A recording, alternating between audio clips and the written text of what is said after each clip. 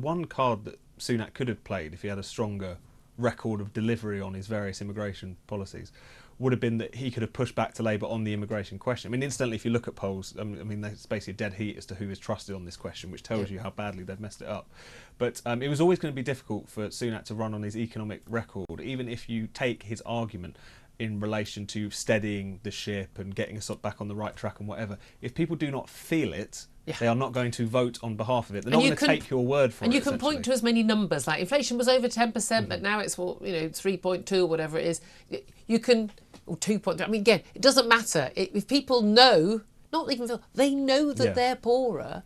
All the numbers and graphs in the world don't make a difference. And if your argument is, well, it could have been a lot worse, that's just not really going to work. Well, it could have been a lot worse because if Labour had been in charge, we'd have spent a lot more money. And I mean, genuinely, I think it would have been a lot worse. But it doesn't resonate. I think that's the problem. And it is fascinating that Labour have been able to frame this as we are the change candidates. Now, literally, of course, they are. They are the opposition. They are the other party.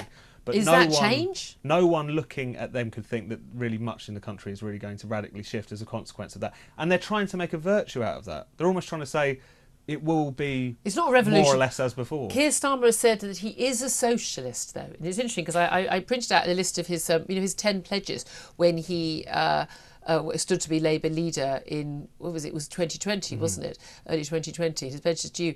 And I think pretty much all been dropped. Yeah. Absolutely. He ran for the Labour leadership, pledging to nationalise everything, to maintain the policy. Give all European Union citizens in this country full voting rights, 16-year-olds as well, you name it. He is genuinely one of the most untrustworthy characters I've ever come across, which sounds counterintuitive because people think of him as so dull and so kind of a stickler for the rules. Shifty. But on absolutely every single question, there's him praising Extinction Rebellion. A few years later, he's telling them they should get up and get out of the road. There is his pledges to the Labour membership on questions of nationalisation, which have now completely gone by the wayside. Every single issue, drugs, decriminalisation. A few years ago, he was saying, of course, we need to move towards that for cannabis. Now he's complaining about it wafting into stairwells and council blocks. And anti-vaping even. So it sways with the wind, doesn't he? But again, you see that, I think, the Conservatives, because you see Rishi Sunak, every now and then he'll do something. You think, and he's giving a speech right now in Stoke-on-Trent. But he, talking about net zero and pushing back some of the targets there. You think, oh, there's a bit of sanity there.